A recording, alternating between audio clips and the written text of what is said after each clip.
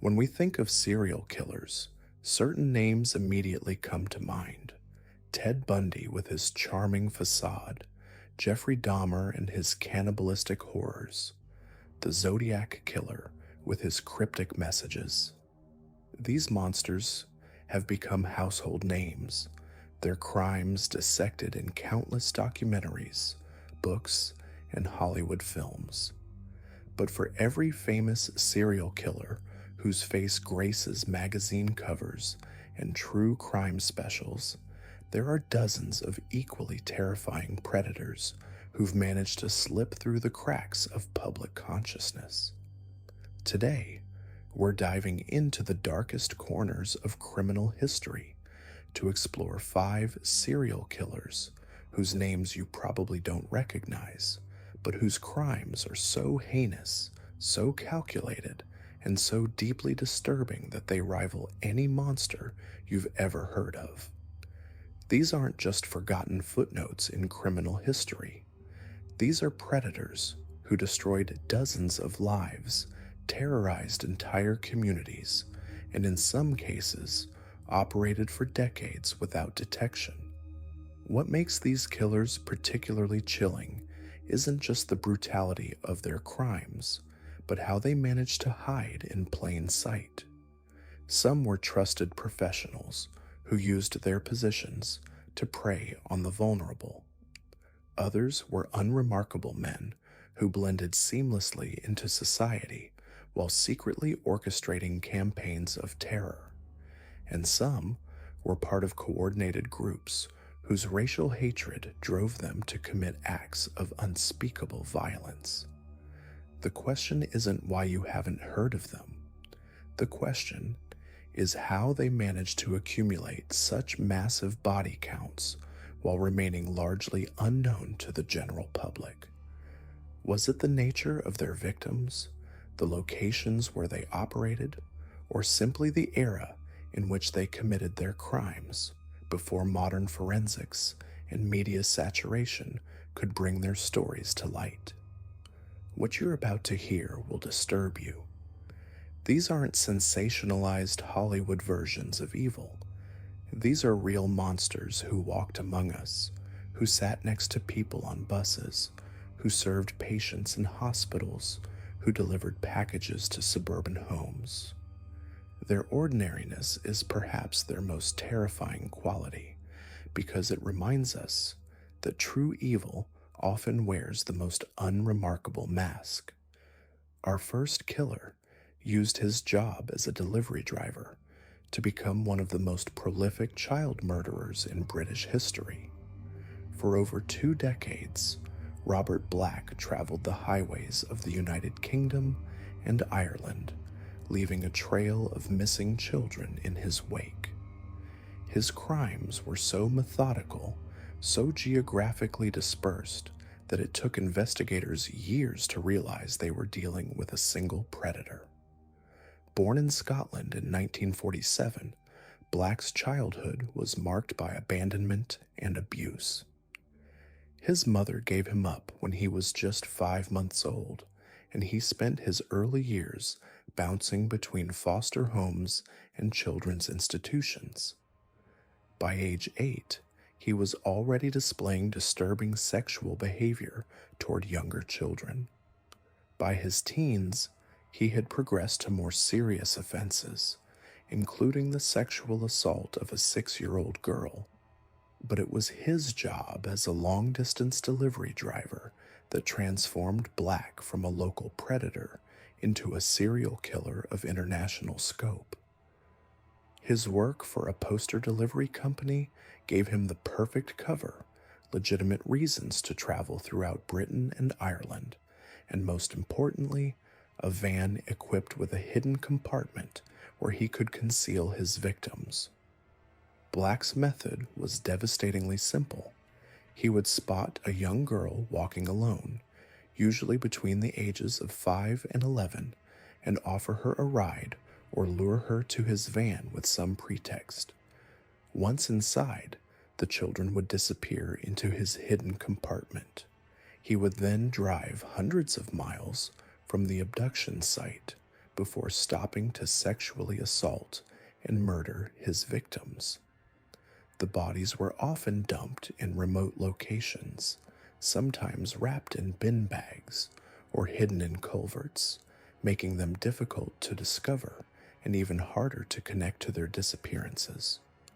His first confirmed victim was 11-year-old Susan Maxwell, who vanished while walking home from a tennis lesson in the Scottish borders in July 1982.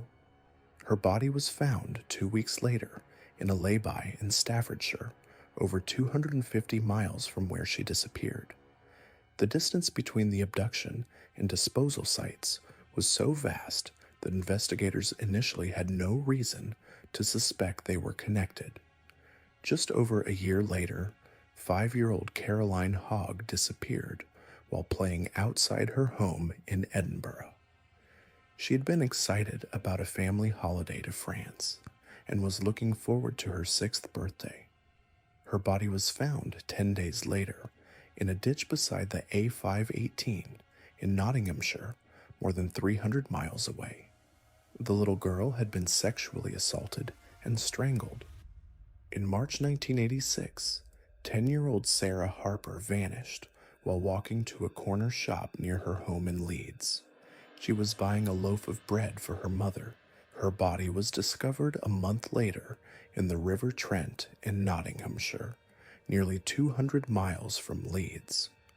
She too had been sexually assaulted before being murdered. Black's final confirmed victim was 9-year-old Jennifer Carty, who disappeared while cycling to a friend's house in Northern Ireland in August 1981. Her bicycle was found abandoned, but Jennifer herself vanished without a trace. Her body wasn't discovered until 6 days later, floating in a dam 25 miles away. What made Black so difficult to catch was his mobility and his method. He never struck in the same area twice. He had legitimate reasons to be anywhere in Britain or Ireland at any time, and he disposed of bodies so far from the abduction sites that local police forces rarely connected the crimes. It was only when investigators began looking at the cases as a series, mapping his delivery routes against the disappearances, that the horrifying pattern emerged. Black's capture came about almost by accident. On July 14, 1990, he was attempting to abduct 6-year-old Mandy Wilson in the village of Stowe in the Scottish borders. A local man, David Herks, noticed something suspicious about Black's behavior around the child and confronted him. When Herkes looked into Black's van, he found the little girl bound and gagged in a sleeping bag. Black was arrested on the spot. The investigation that followed was one of the largest in British criminal history. Detectives painstakingly reconstructed Black's movements over the previous decade, matching his delivery schedules with unsolved child disappearances across Britain and Ireland. They discovered that he had been in the vicinity of each murder at the time the children vanished. His work records, petrol receipts, and delivery logs created an unshakable timeline of guilt. In May 1994, Robert Black was convicted of the murders of Susan Maxwell, Caroline Hogg, and Sarah Harper. He was sentenced to life imprisonment with a recommendation that he serve at least 35 years. In 2011, advances in forensic science allowed prosecutors to finally charge him with the murder of Jennifer Carty, for which he received another life sentence. Throughout his trials, Black maintained an eerie calm. He showed no remorse, no emotion, no acknowledgement of the devastation he had caused. When asked about his crimes, he would simply shrug or claim he couldn't remember. This cold detachment was perhaps more chilling than any outburst of rage could have been. Black died in prison in January 2016 at the age of 68. He had served 25 years behind bars, but investigators believe his true victim count may never be known.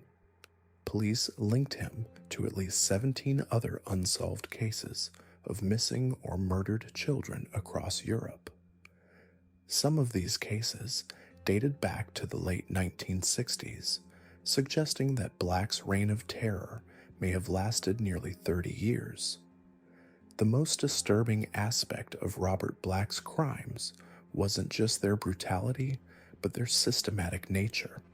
This wasn't a killer driven by passion or rage. This was a predator who had found the perfect method to hunt children across an entire continent.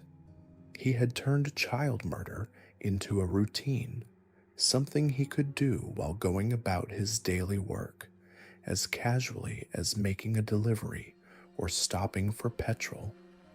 The families of his victims were left with questions that will never be answered. How many other children did he take? How many other families are still waiting for answers about their missing daughters? How many other little girls might have lived full lives if someone had stopped Robert Black sooner? His case highlighted critical flaws in how different police forces communicated and shared information.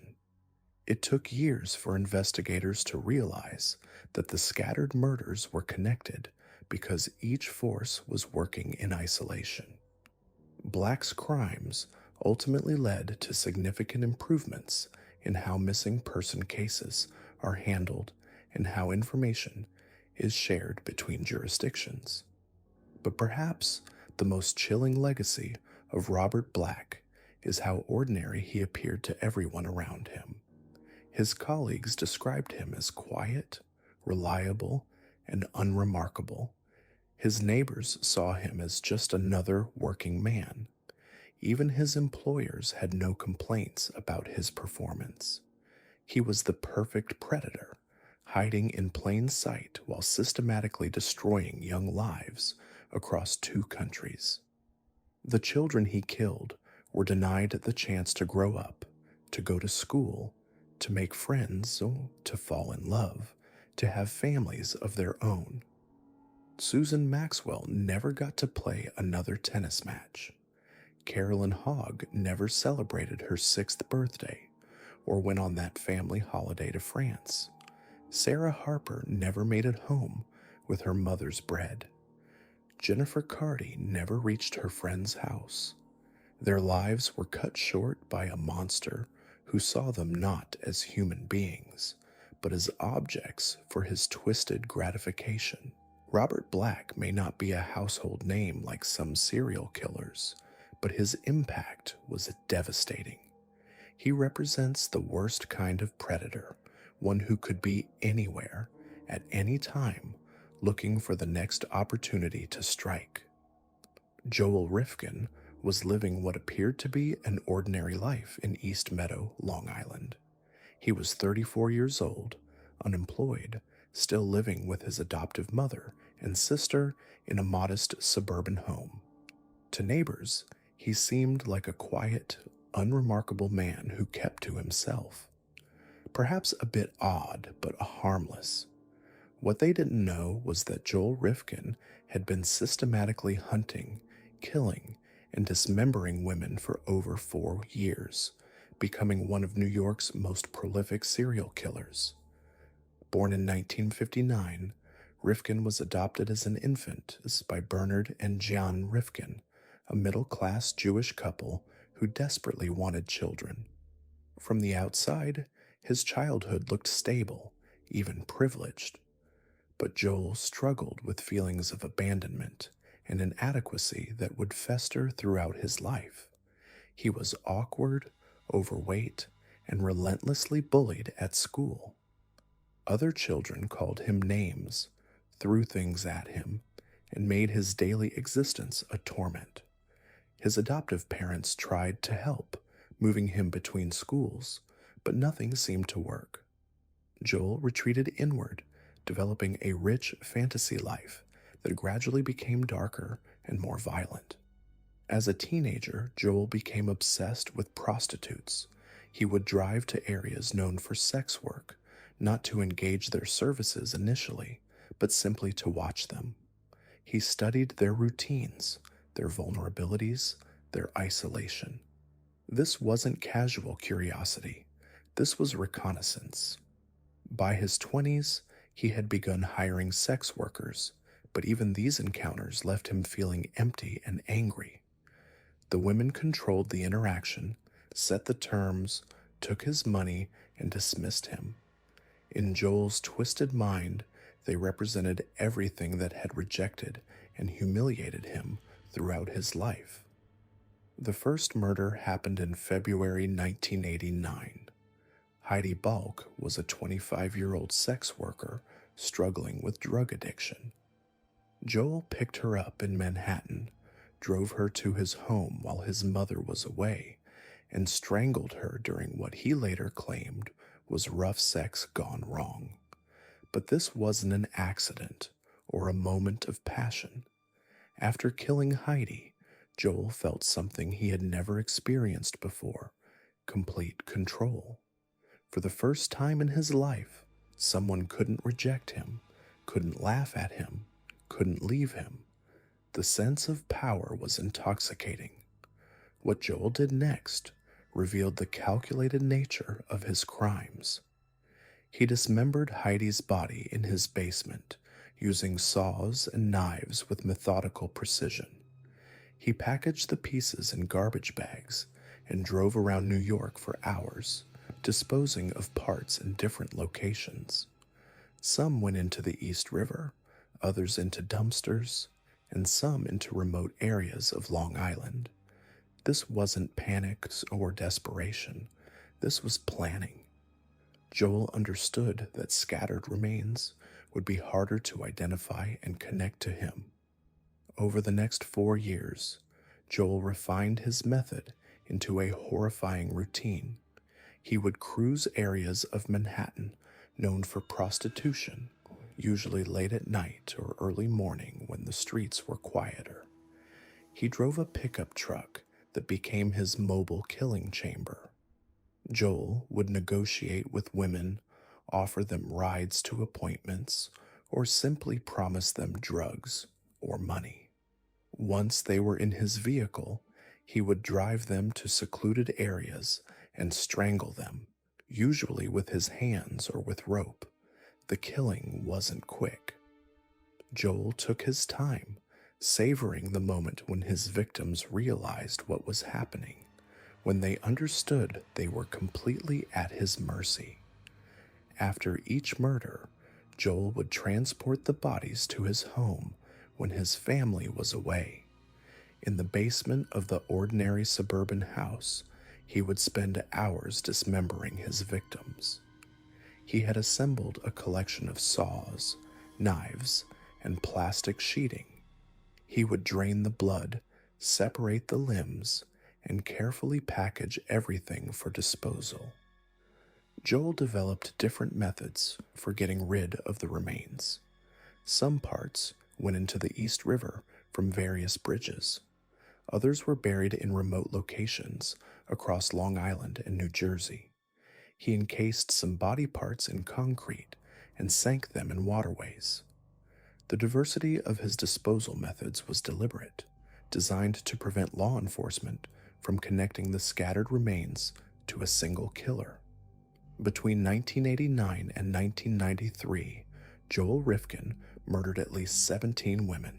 His victims included Heidi Balk, Julie Blackbird, Barbara Jacobs, Mary Ellen DeLuca, Yun Lee, Iris Sanchez, Anna Lopez, Violet O'Neill, Mary Catherine Williams, Jenny Soto, Lauren Marquez Susie, whose last name was never determined, Leah Evans, Lauren Springer, Tiffany Bresciani, and 2 other women whose identities remain unknown. Each woman had her own story, her own struggles, her own dreams that were cut short by Joel's twisted need for control. The victims were predominantly sex workers, many struggling with drug addiction, most from marginalized communities. This was no coincidence. Joel deliberately targeted women he believed society wouldn't miss, women whose disappearances might not trigger immediate investigations. He understood that sex workers operated in the shadows, often estranged from family, frequently moving between locations. Their vulnerability wasn't just physical, it was social. Joel exploited this calculated invisibility to continue his killing spree for over 4 years. What made Joel particularly dangerous was his ability to compartmentalize his crimes. During the day, he lived the life of an unremarkable Long Island resident. He would have dinner with his mother and sister, watch television, maintain the yard, and present himself as a gentle, if awkward, man.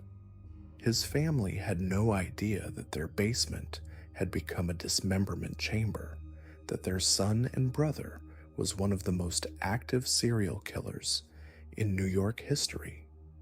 This duality allowed Joel to avoid suspicion while continuing to hunt and kill with increasing frequency. Joel's killing accelerated over time. What began as one murder in 1989 became multiple murders per year by the early 1990s. The psychological satisfaction he derived from killing was addictive, but it was also temporary. Each murder provided only brief relief from his feelings of inadequacy and rage, requiring him to kill again sooner. By 1993, Joel was killing approximately every few weeks, a pace that made his eventual capture almost inevitable. The end came on June 28, 1993, in the most mundane way possible. Joel was driving on the Southern State Parkway in Long Island with the body of his latest victim, Tiffany Bresciani, wrapped in tarpaulin in the back of his pickup truck. New York State Police noticed his vehicle had no rear license plate, a simple oversight that would unravel 4 years of hidden murders. When officers attempted to pull him over, Joel panicked and fled, leading police on a high-speed chase through Long Island suburbs. The chase ended when Joel lost control of his truck and crashed into a utility pole. As officers approached the damaged vehicle, they were immediately overwhelmed by the stench of decomposition. In the back of the truck, they found Tiffany Bresciani's body, wrapped in plastic and clearly dead for several days. Joel was arrested on the spot, but investigators had no idea they had just captured one of New York's most prolific serial killers. During interrogation, Joel's behavior was chilling in its calmness. Rather than deny involvement or claim innocence, he began confessing to murder after murder. He spoke in a matter-of-fact tone about killing 17 women, providing details that only the killer could know. Joel drew maps for detectives, showing them where they could find remains. He described his methods with clinical precision, showing no remorse or emotional reaction to the suffering he had caused. The scope of Joel's crimes became clear as investigators followed his directions to body disposal sites across New York and New Jersey. They found remains in rivers, buried in remote locations, and scattered across a geographic area spanning hundreds of miles. Some victims were identified through dental records or personal effects found with the remains. Others remain unidentified to this day, known only through Joel's confessions. Joel Rifkin was tried and convicted of 9 murders, though he confessed to 17. The discrepancy exists because some remains were never recovered, and prosecutors focused on cases where they had the strongest physical evidence. In 1994, Joel was sentenced to 203 years to life in prison, ensuring he would never be released. He showed no emotion during sentencing, maintaining the same detached demeanor he had displayed throughout his confessions. Joel Rifkin remains imprisoned in New York, now in his 60s, serving multiple life sentences. He has occasionally granted interviews over the years, but his explanations for his crimes remain self-serving and lacking in genuine remorse. He claims his actions were driven by anger toward women who rejected him, but this explanation fails to account for the systematic, predatory nature of his crimes. Joel didn't kill in moments of passion or rage. He hunted, planned, and executed his victims with calculated precision. The case of Joel Rifkin highlighted significant issues in how society treats marginalized populations and how law enforcement investigates crimes against sex workers. Many of his victims' disappearances were not immediately reported or investigated with the same urgency that might have been applied to victims from different backgrounds. This social invisibility allowed Joel to continue killing far longer than might have been possible if his victims had come from more privileged circumstances. Joel Rifkin's crimes represent a particular type of evil that thrives in society's blind spots. He understood exactly which victims to choose, how to avoid detection, and how to exploit the gaps in law enforcement coordination. His ability to maintain a normal facade while systematically murdering women demonstrates the terrifying reality that profound evil can hide behind the most ordinary appearances. The suburban house where he lived with his family became a chamber of horrors, yet no one suspected the truth. The lasting impact of Joel Rifkin's crimes extends far beyond the 17 confirmed victims. Families were destroyed, communities were terrorized, and the vulnerability of marginalized women was tragically exposed. Our third killer represents a different kind of horror entirely. While Black exploited his mobility and Rifkin hid behind suburban normalcy, Larry Eugene Green was part of something far more sinister, an organized campaign of terror that gripped San Francisco in the early 1970s. Between October 1973 and April 1974, the city of San Francisco lived in absolute fear. Random shootings, machete attacks, bodies dropping in the streets with no apparent connection. The victims were white, the attackers were Black, and the motive was as chilling as it was clear: racial extermination. Larry Green was one of 4 men who called themselves the Death Angels, a radical splinter group believed to be connected to the Nation of Islam. Their mission was simple and horrifying: kill as many white people as possible to ignite a race war. They viewed their victims as not as human beings, but as devils who needed to be eliminated.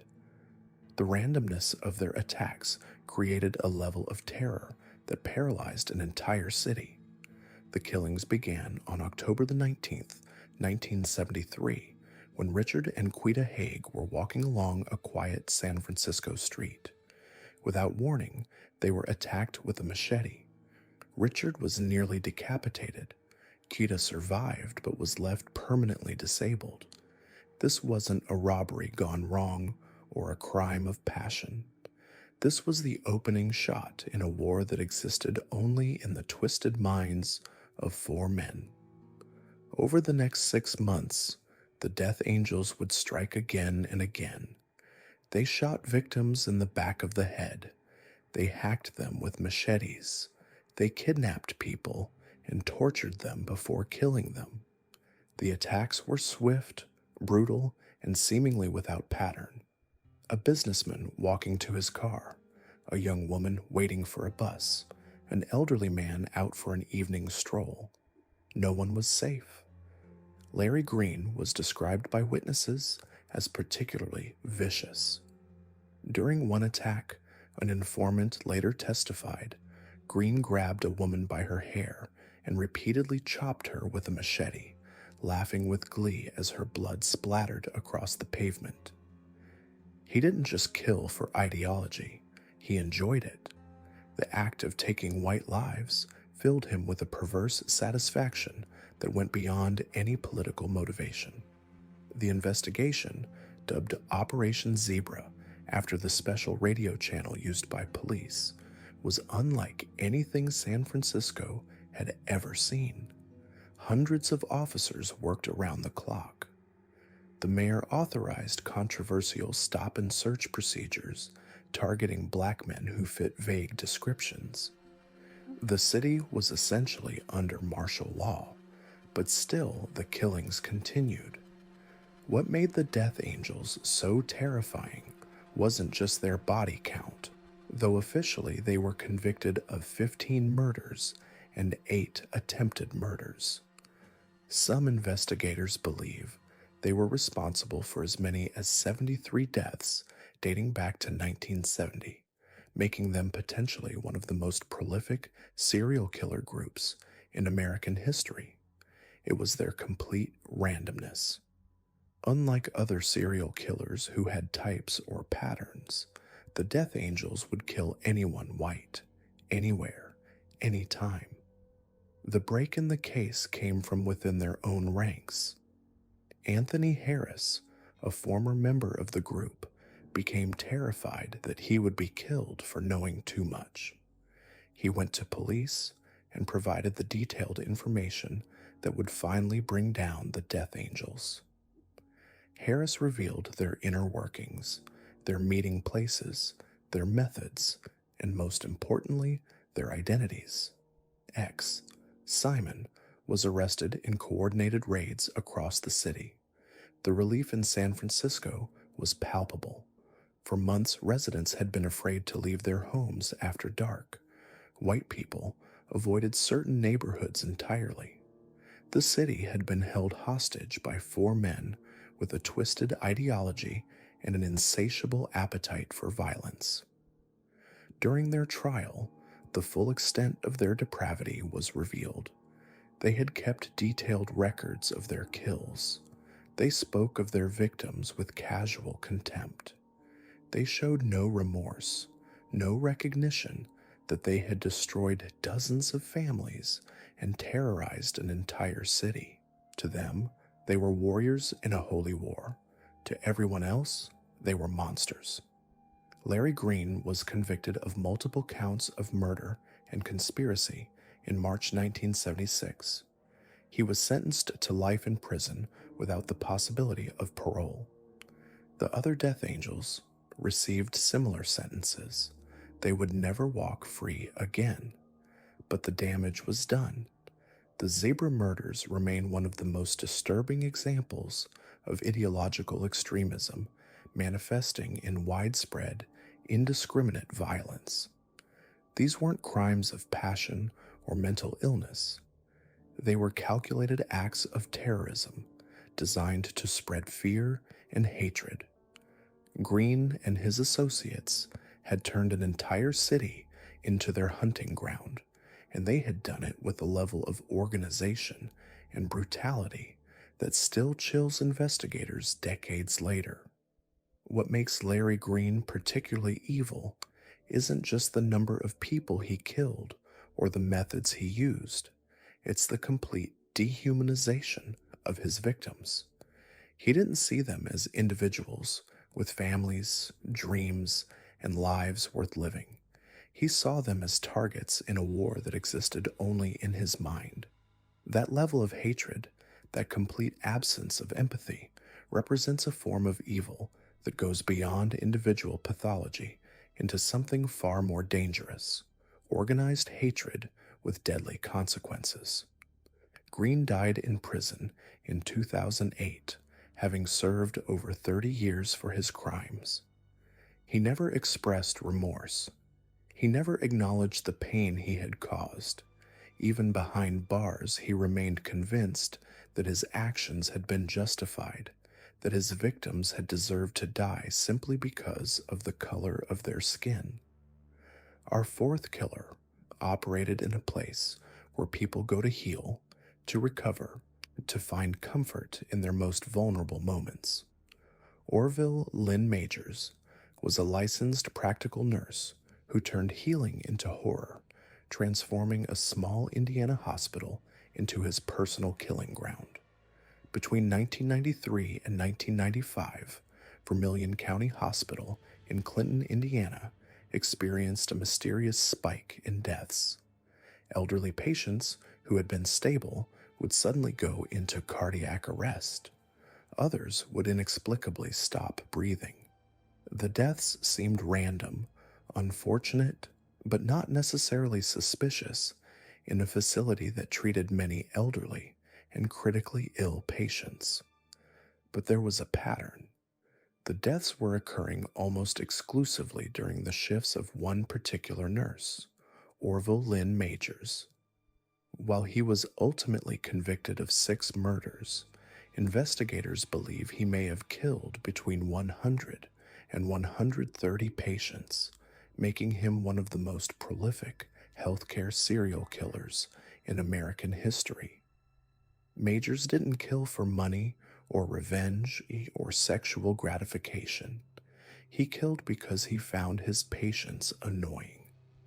Elderly people who complained about their pain, patients who asked too many questions, anyone who made his job more difficult or interrupted his routine. In his twisted mind, these vulnerable people deserved to die simply for being inconvenient. His method was as insidious as it was effective. Majors would inject patients with lethal doses of potassium chloride or epinephrine, drugs that would cause immediate cardiac arrest. These substances metabolize quickly in the body, leaving little trace and mimicking natural heart failure.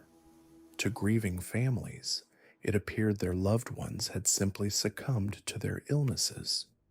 To Majors, it was the perfect murder weapon. The most chilling aspect of his crimes was the callousness with which he carried them out. He would inject patients right in front of their families, offering false comfort as he watched them die. "It's all right, Punkin," he would say to relatives as their loved ones took their final breaths, never knowing that the person they trusted to provide care had just committed murder. Major's hatred for elderly patients was well known among his colleagues, though none suspected the extent of his actions. He would openly complain about older patients, calling them demanding and worthless. This wasn't dark humor from an overworked healthcare professional. This was the genuine belief of a man who had appointed himself judge, jury, and executioner. The statistical anomaly finally caught attention. During Majors' shifts, a patient died on average every 23 hours. During other shifts, deaths were far less frequent and followed expected patterns for a hospital of that size and patient population. The numbers were impossible to ignore. When hospital administrators finally alerted Indiana State Police, investigators faced an enormous challenge. How do you prove murder when the victims were already sick? How do you build a case when the evidence has been buried for months or years? The investigation required exhuming 15 bodies, conducting extensive toxicology tests, and piecing together shift schedules and medical records going back years. The breakthrough came from witness testimony. Colleagues who had noticed Major's unusual behavior began coming forward. They described his hatred for elderly patients, his suspicious presence during unexpected deaths, and his odd reactions when patients under his care died. One witness testified that Majors had told her he enjoyed watching people die, that it gave him a sense of power and control. During his 1999 trial, the full scope of Majors' depravity was revealed. Prosecutors painted a picture of a man who had systematically murdered the most vulnerable people in his care, people who trusted him with their lives. The jury heard testimony about his methods, his motives, and his complete lack of remorse for his actions. Majors was convicted on 6 counts of murder, with the jury deadlocking on a 7th charge. He was sentenced to 360 years in prison, ensuring he would never again have access to vulnerable patients. Throughout his trial and sentencing, he maintained his innocence, showing no emotion and no acknowledgement of the lives he had destroyed. The case of Orville Lynn Majors represents a particularly insidious form of evil. Unlike killers who hunt strangers or target specific types of victims, Majors preyed on people who had placed their complete trust in him.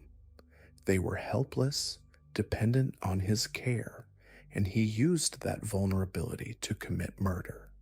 He violated not just the law, but the fundamental trust that exists between healthcare providers and patients. Majors died in prison in 2017, still maintaining his innocence. His case prompted changes in how hospitals monitor unusual death patterns and led to better systems for detecting healthcare serial killers. But for the families of his victims, no amount of systemic change could bring back their loved ones or erase the knowledge that they had died at the hands of someone they trusted. Our final killer in this examination of hidden evil is Farion Wardrip, a man whose story demonstrates how inadequate justice systems and evolving forensic technology can combine to reveal the true scope of a predator's crimes years after they believed they had gotten away with murder. Wardrip's known killing spree began in 1984 in Wichita Falls, Texas. His victims were young women, attacked with shocking brutality in their own homes or abducted from public places. He would rape them, stab them repeatedly, and leave their bodies for others to find. The randomness of his attacks and the extreme violence he employed created terror throughout the community. In 1986, Wardrip was arrested for the murder of Tina Kimbrough, a crime he confessed to almost immediately. During questioning, he broke down and admitted to killing the young woman in a fit of rage. He was sentenced to 35 years in prison, a sentence that seemed to bring the reign of terror to an end. But the justice system failed. After serving only 11 years of his sentence, Wardrip was released on parole in 1997. Prison officials and parole boards believed he had been rehabilitated. He had been a model prisoner, participated in programs, and shown what appeared to be genuine remorse for his crime.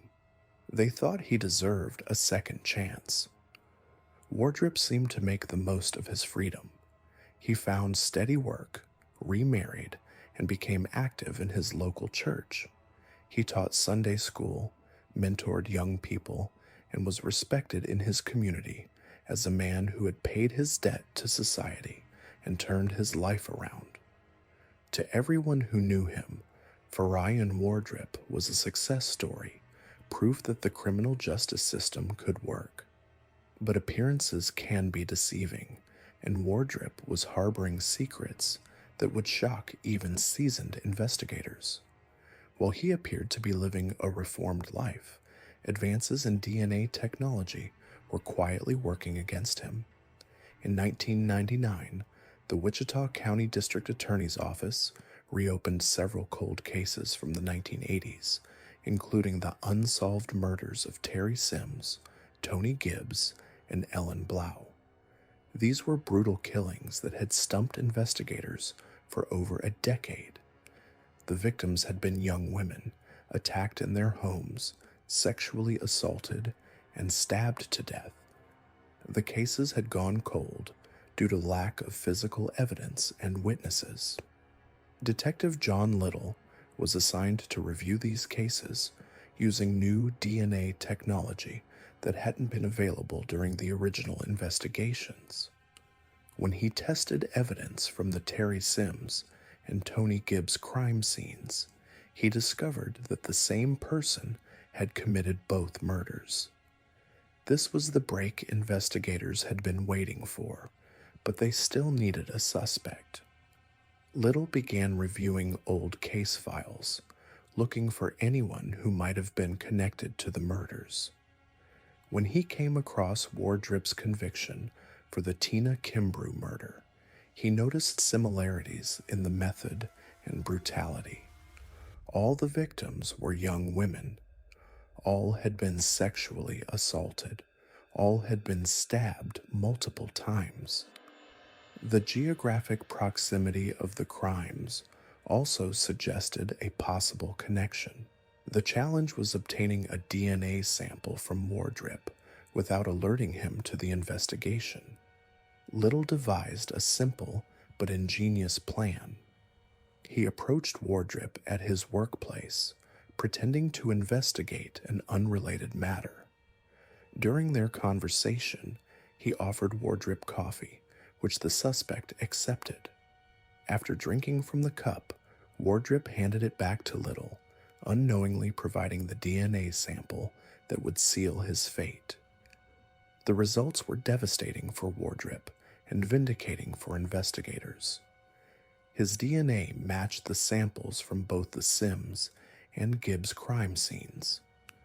The reformed Sunday school teacher, the model of rehabilitation, was actually a serial killer who had been living free in the community for years.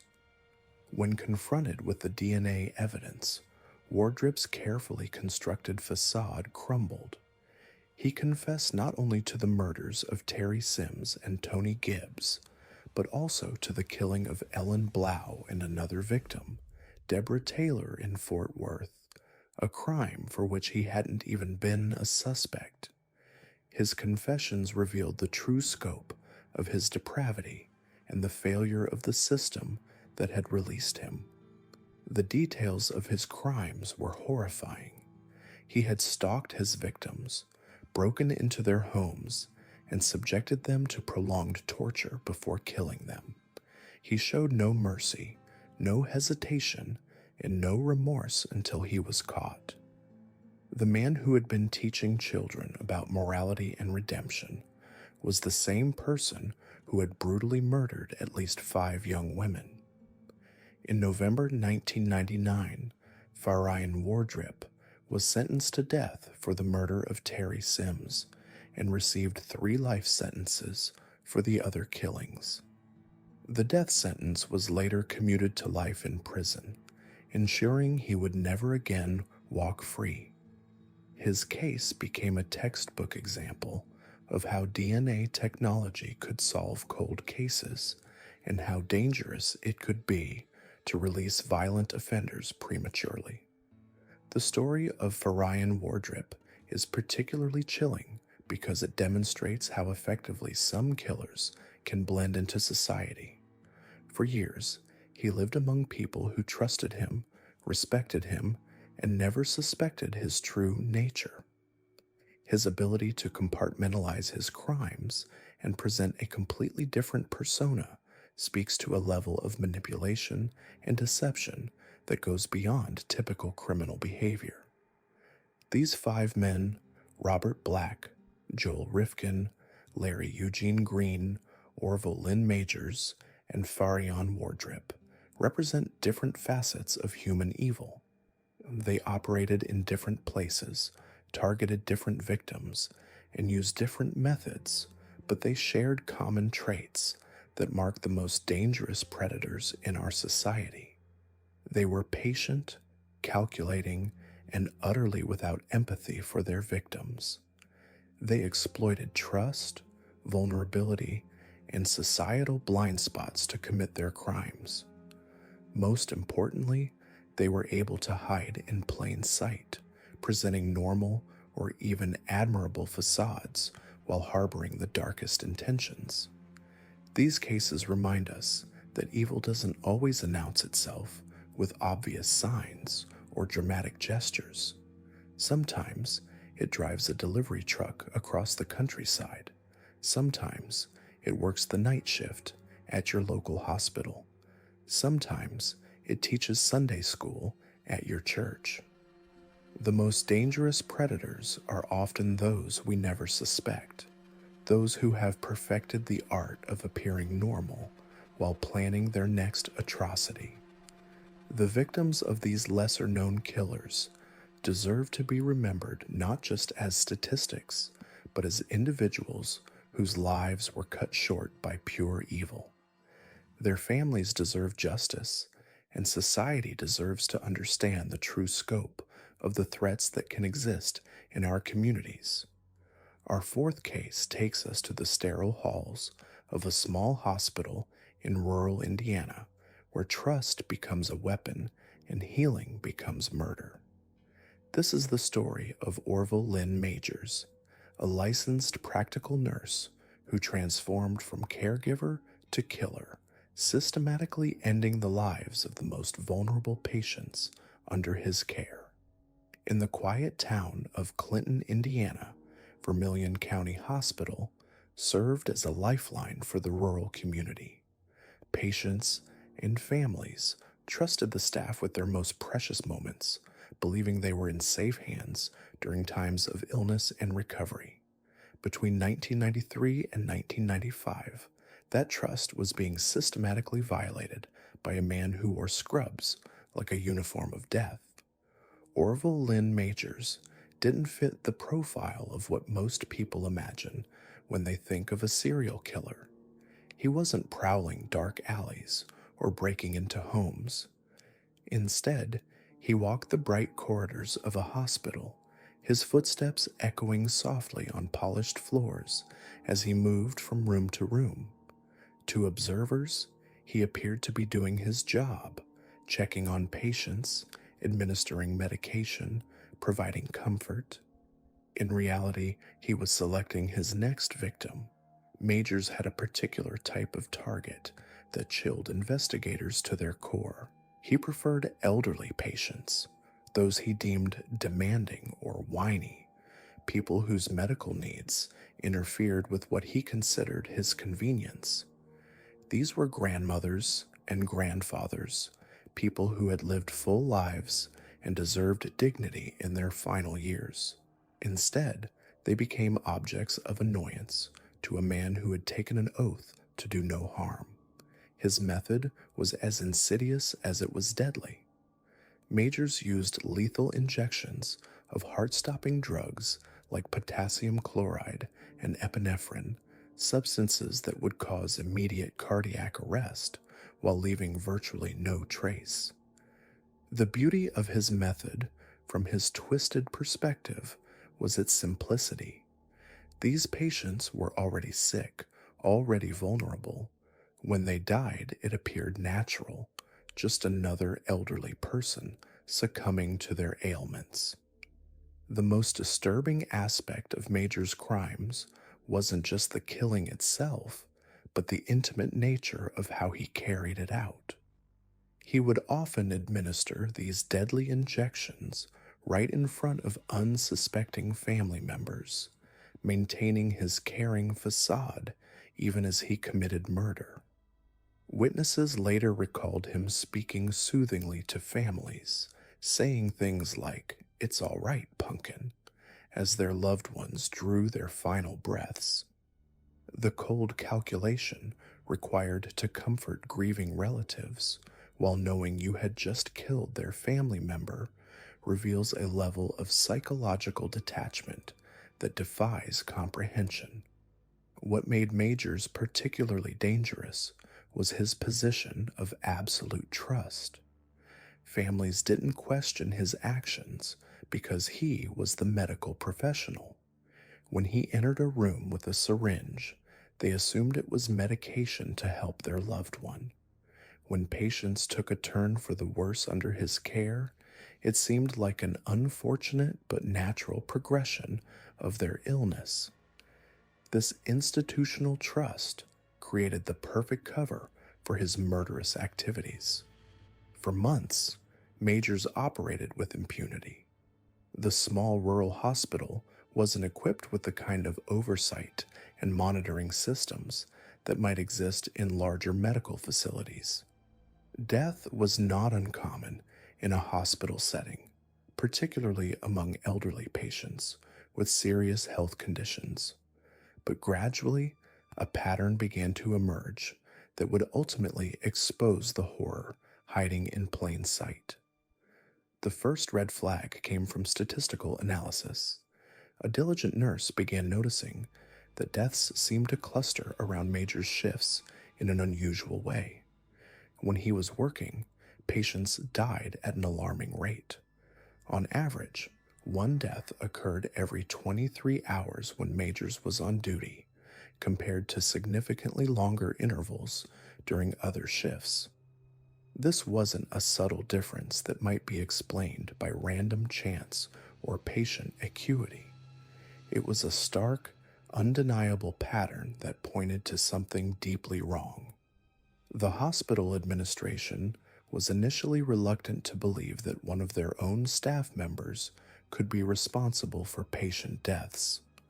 The idea that a healthcare worker, someone dedicated to healing, could systematically murder patients was almost too horrific to contemplate. But the statistics were impossible to ignore, and eventually, the hospital contacted the Indiana State Police. What followed was one of the most complex medical serial killer investigations in American history. Unlike traditional homicide cases where there's clear evidence of violence, investigators had to prove that deaths which appeared natural were actually murders. This required exhuming 15 bodies to search for traces of the drugs Majors had used, a process that was both technically challenging and emotionally devastating for the families involved. The investigation revealed the staggering scope of Major's crimes. While he was ultimately convicted of 6 murders, investigators suspected him of causing between 100 and 130 deaths during his time at the hospital. If these suspicions are accurate, it would make him one of the most prolific serial killers in American history, surpassing even some of the most notorious names in criminal annals. During the investigation, a disturbing picture of Major's personality emerged. Co-workers recalled his open contempt for elderly patients, his complaints about their demands, and his apparent lack of empathy for their suffering. Some remembered him making shocking statements about how elderly people should be gassed, revealing the depth of his hatred for the very population he was supposed to care for.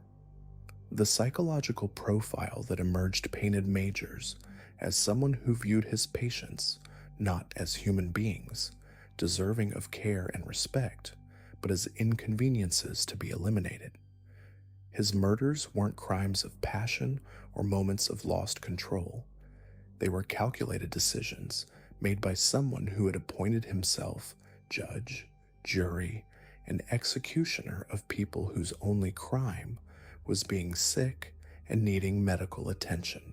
When Major's case went to trial in 1999, it garnered national attention as the public struggled to understand how someone in a healing profession could become such a prolific killer. The prosecution presented evidence of the statistical anomalies, the exhumation results, and testimony from co-workers about his disturbing attitudes toward patients. The defense attempted to argue that the deaths were natural and that Majors was being scapegoated for the hospital's high mortality rate. The jury wasn't convinced by the defense arguments. The evidence was too compelling, the pattern too clear. In October 1999, Orville Lynn Majors was convicted on 6 counts of murder and sentenced to 360 years in prison, effectively ensuring he would never again have the opportunity to harm another patient. Even after his conviction, Majors maintained his innocence, never showing remorse for his actions or acknowledging the pain he had caused to countless families. He died in prison in 2017, taking with him any final confessions or explanations for his crimes. His death marked the end of a man who had perverted one of society's most trusted professions into an instrument of death. The case of Orville Lynn Majors represents one of the most insidious forms of serial killing because it exploited society's most fundamental trust. When we or our loved ones are sick, we place our faith in healthcare workers to help us heal. The idea that someone in that position of trust could systematically abuse it to commit murder strikes at the very foundation of our social contract. Major's crimes also highlight the challenges of detecting serial killers who operate within institutional settings. Unlike killers who leave obvious signs of violence, healthcare serial killers can mask their crimes as natural deaths, making detection incredibly difficult. It often takes statistical analysis, careful observation, and sometimes luck to uncover their activities. The victims of Orville Lynn Majors were among society's most vulnerable people. They were elderly, sick, and dependent on others for their care. They trusted him with their lives, and he betrayed that trust in the most fundamental way possible. Their families were robbed not only of their loved ones, but of the peace that comes with believing those loved ones died naturally, surrounded by caring professionals. Perhaps most chilling is the realization that Majors operated for years without detection, quietly ending lives while maintaining the facade of a caring healthcare worker. His case serves as a stark reminder that evil can hide behind any profession, any uniform, any role that society views as inherently trustworthy. Now we reach perhaps the most chilling killer on our list, a man whose evil was hidden behind the most trusted of professions. Orville Lynn Majors was an angel of death, but not the kind that brings mercy. He was the kind that brings terror to the very place where people are supposed to heal. Between 1993 and 1995, Majors worked as a licensed practical nurse at Vermilion County Hospital in Clinton, Indiana. It was a small, rural hospital, the kind of place where everyone knew everyone, where trust ran deep and suspicion rarely surfaced. But during those 2 years, something sinister was happening in the quiet halls and sterile rooms. Patients were dying at an alarming rate, and the one common thread connecting these deaths was the presence of Orville Lynn Majors. Majors didn't kill strangers in dark alleys or hitchhikers on lonely roads.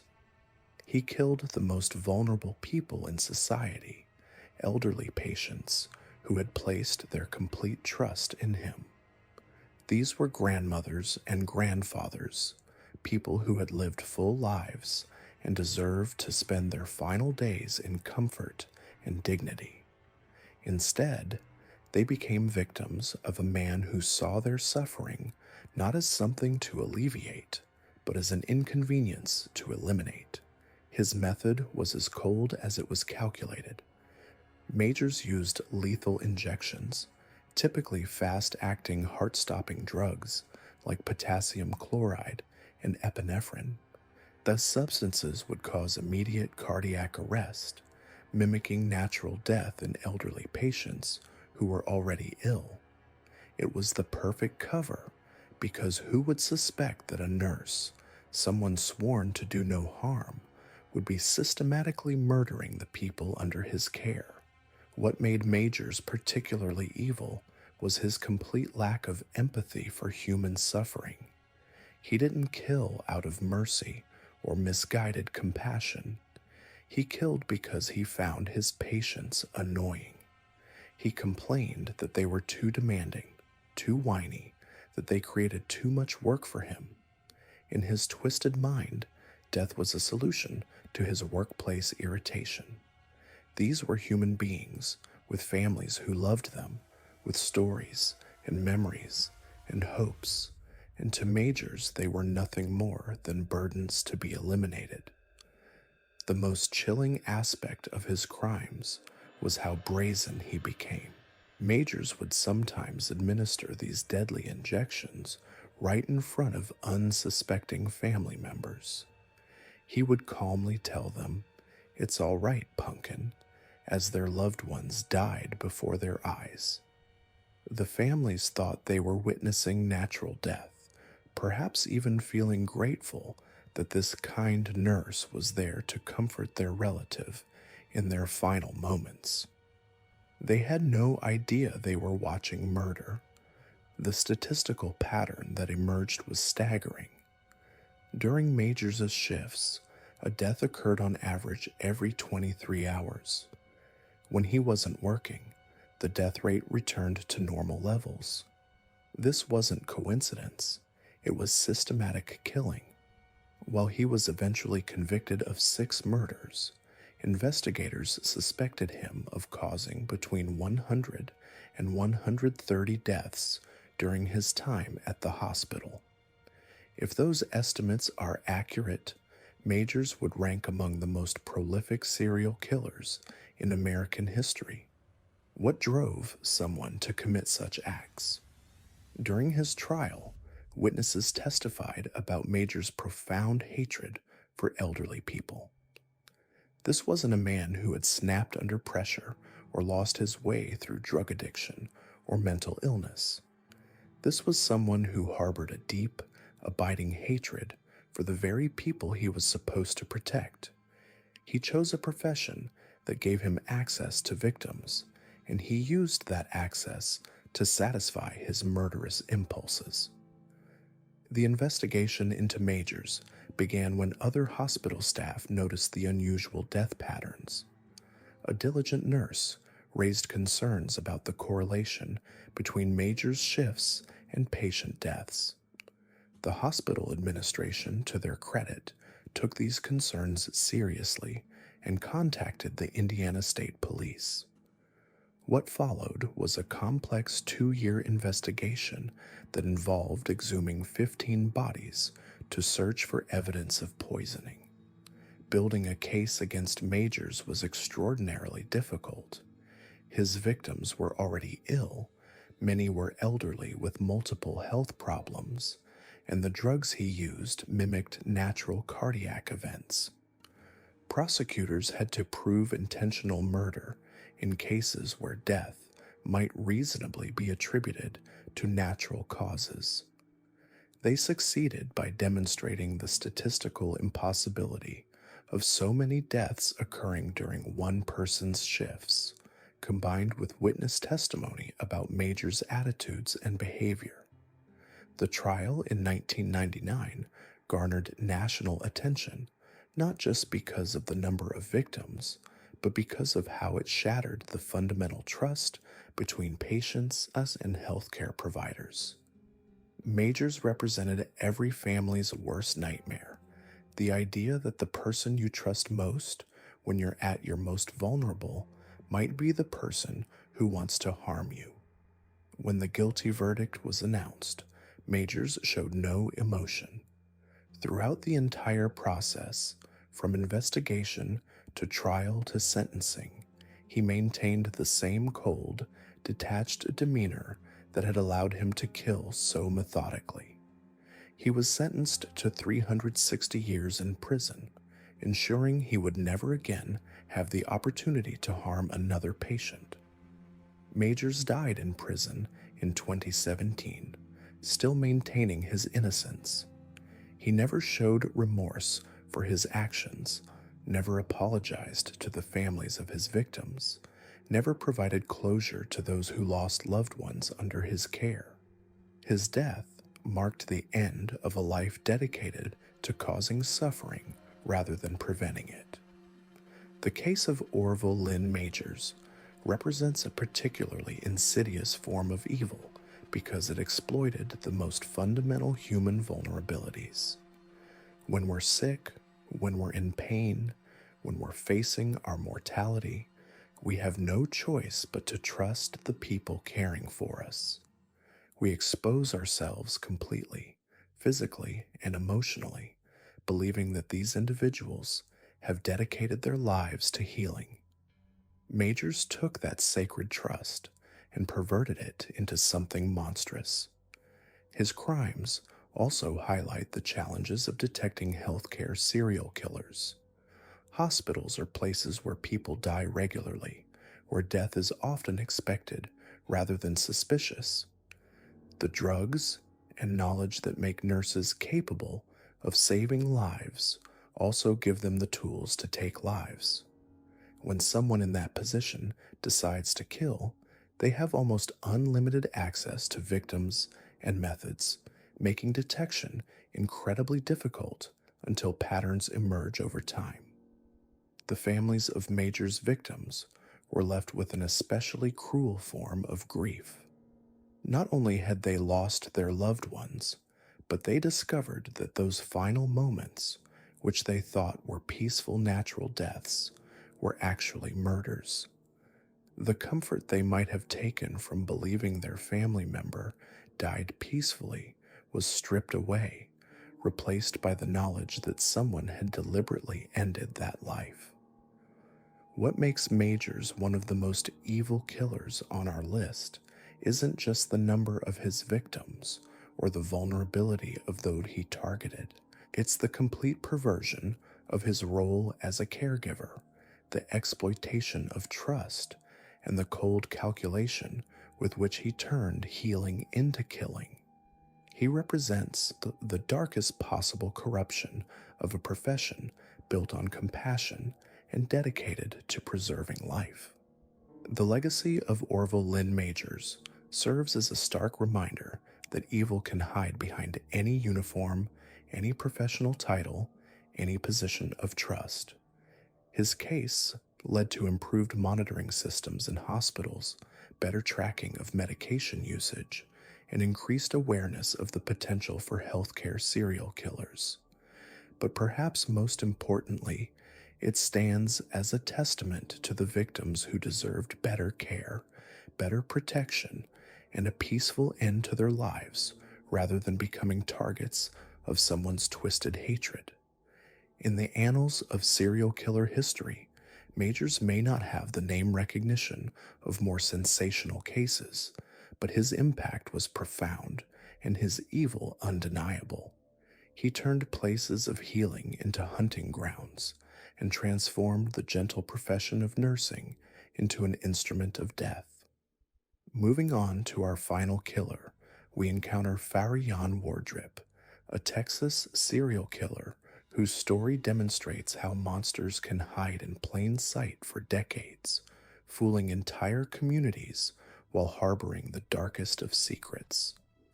What makes Wardrip's case particularly chilling is not just the brutality of his crimes, but how he managed to reinvent himself as a pillar of his community, only to have his carefully constructed facade crumble when modern forensic science finally caught up with his past.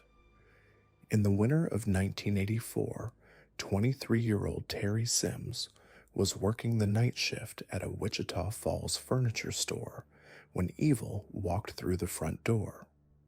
Terry was a young woman trying to make ends meet, working late hours to support herself. She had no way of knowing that the man who approached her that December evening would become her killer.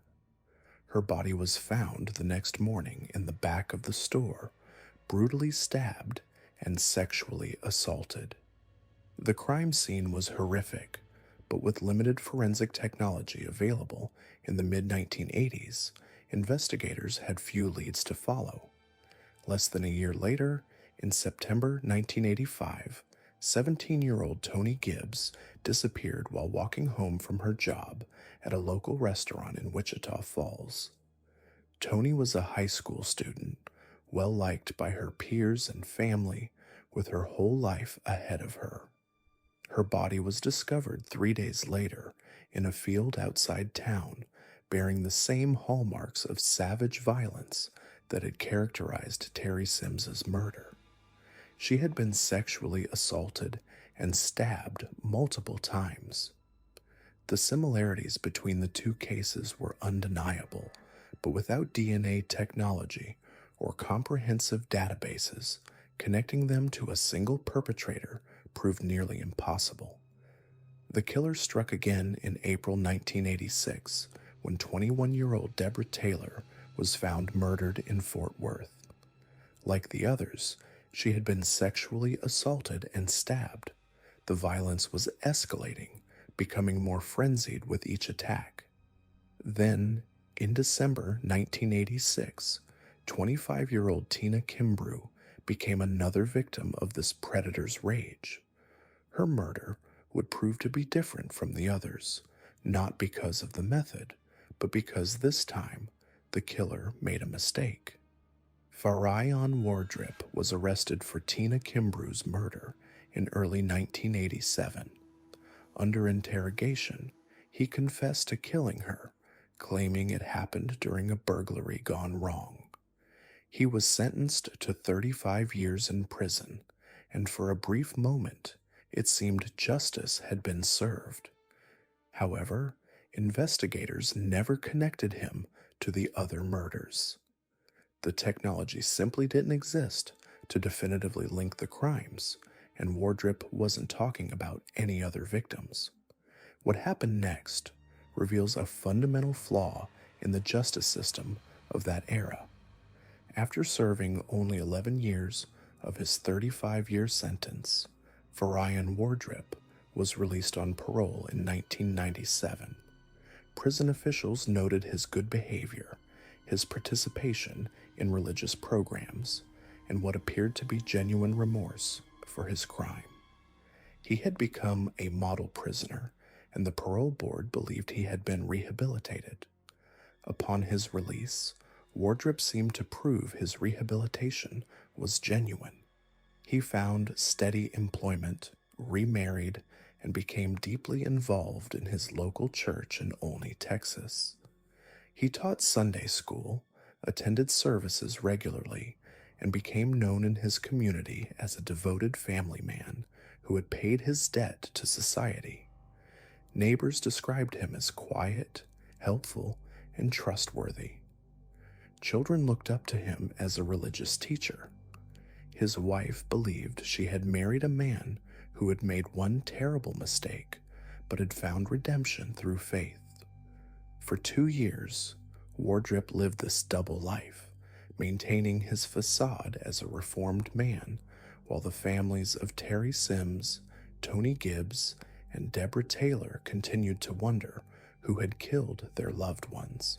The cases had grown cold, relegated to filing cabinets and the persistent memories of investigators who refused to give up hope.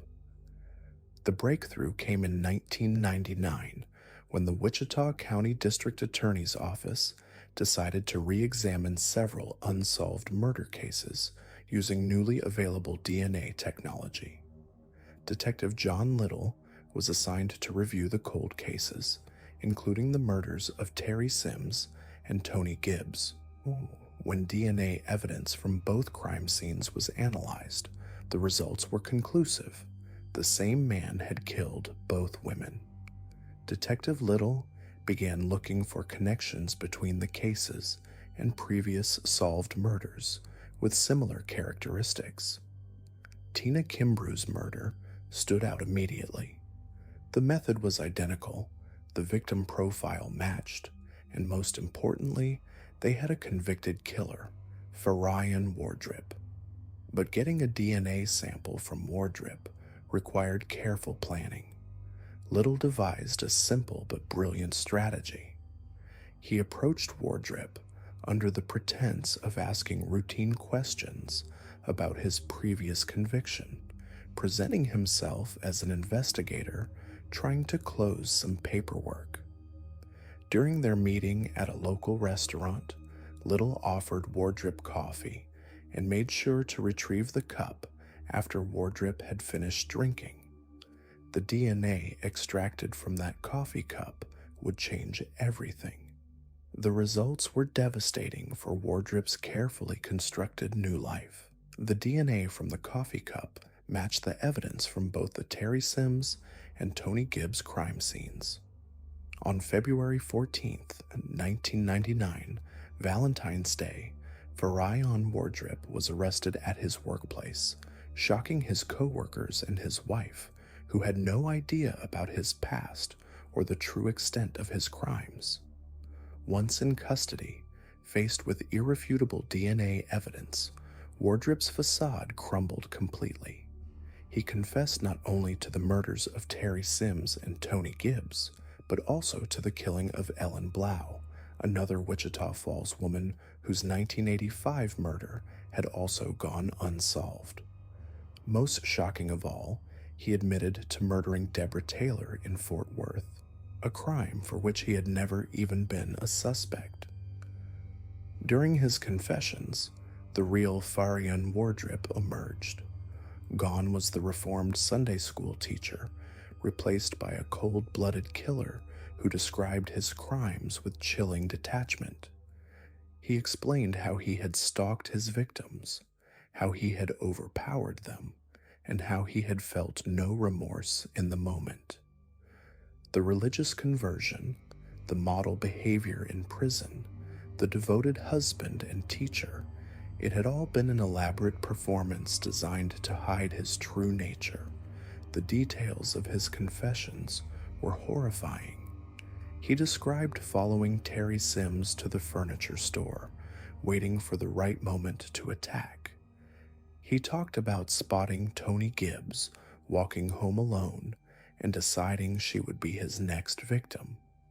Each murder was calculated, opportunistic, and brutally executed.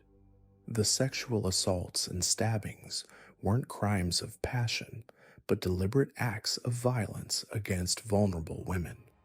What made Wardrip's case particularly disturbing was how successfully he had fooled everyone around him during his years of freedom. His wife was devastated, unable to reconcile the man she had married with the monster whose crimes were being revealed. Members of his church congregation struggled to understand how someone who had taught their children about morality and redemption could be capable of such evil. His co-workers, who had shared coffee breaks and casual conversations with him for 2 years, realized they had been sitting next to a serial killer without ever suspecting. The psychological profile that emerged painted a picture of a highly manipulative individual who understood exactly how to present himself to gain trust and avoid suspicion. His religious conversion wasn't genuine remorse, but rather a calculated strategy to improve his chances of parole and provide cover for his true nature. He had studied the system, learned what people wanted to hear, and delivered a performance so convincing that it fooled parole boards, employers, a wife, and an entire church community. In November 1999, Farion Wardrip was sentenced to death for the murder of Terry Sims. He received additional life sentences for the murders of Tony Gibbs, Ellen Blau, and Deborah Taylor.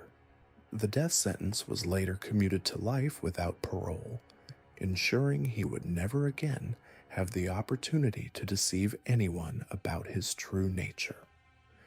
The Wardrip case exposed serious flaws in the parole system of the 1990s, demonstrating how dangerous offenders could manipulate their way to early release by presenting false evidence of rehabilitation. It also highlighted the crucial importance of DNA technology in solving cold cases and connecting crimes that might otherwise remain isolated incidents. For the families of his victims, Wardrip's conviction brought a mixture of relief and renewed grief. Terry Sims's family had waited 15 years to learn who had killed their daughter. Tony Gibbs's parents had endured 14 years of uncertainty. The families of Ellen Blau and Deborah Taylor had lived even longer without answers. While justice had finally been served, it couldn't restore the years of anguish or bring back their loved ones.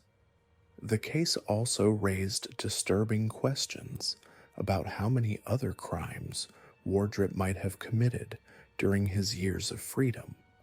His method of operation, his ability to blend into communities, and his skill at avoiding detection suggested he might have been responsible for additional unsolved murders.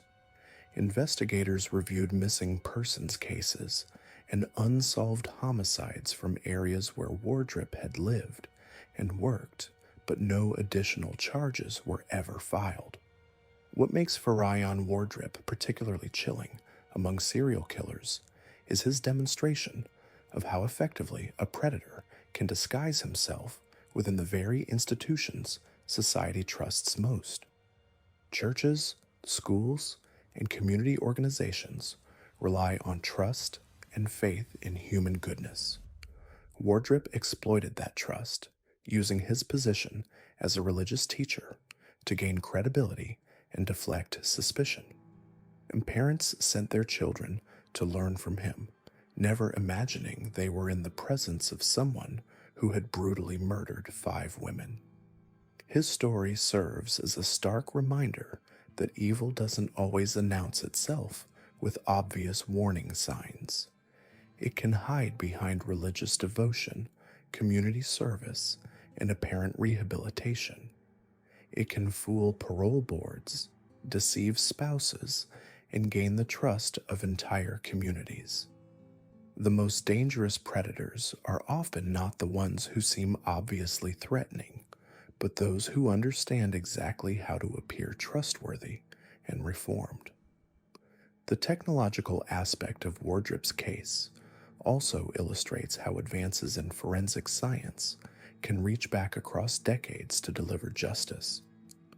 The DNA evidence that finally exposed him had been sitting in evidence lockers for over a decade, waiting for technology to advance enough to analyze it effectively. His case was among the first wave of cold case DNA convictions that would become increasingly common in the late 1990s and early 2000s. Today, Farion Wardrip remains in prison, serving multiple life sentences for his crimes. He has largely faded from public memory, overshadowed by more sensationalized cases and lacking the media attention that creates lasting notoriety. Our final case takes us to Texas, where one of the most chilling aspects of serial murder reveals itself. The killer who successfully integrates back into society, hiding in plain sight while carrying the weight of unimaginable crimes. Farion Wardrip represents perhaps the most terrifying type of predator, one who can seamlessly transition between violence and normalcy, between predator and pillar of the community. In December 1984, 20-year-old Terry Sims was working her shift at a Wichita Falls clothing store when she encountered a customer who would change everything. She was young, blonde, and kind, the type of person who would help anyone who walked through those doors. When her co-workers found her the next morning, she had been brutally stabbed and sexually assaulted. The violence was shocking, personal, and seemed almost random. Police had few leads, no witnesses, and no clear motive. Terry became another tragic statistic in a growing list of unsolved murders. Just months later, in January 1985, 23-year-old Tony Gibbs was found dead in her apartment, killed in strikingly similar fashion. Like Terry, she had been sexually assaulted and stabbed multiple times. The brutality was identical, but police struggled to connect the cases definitively. Without DNA technology or sophisticated forensic databases, these murders remained isolated incidents in the minds of investigators filed away as separate tragedies rather than the work of a single predator. The killer struck again in September 1985. Ellen Blau, a 21-year-old college student, was found dead in her apartment near Midwestern State University. The method was becoming disturbingly familiar: sexual assault followed by multiple stab wounds.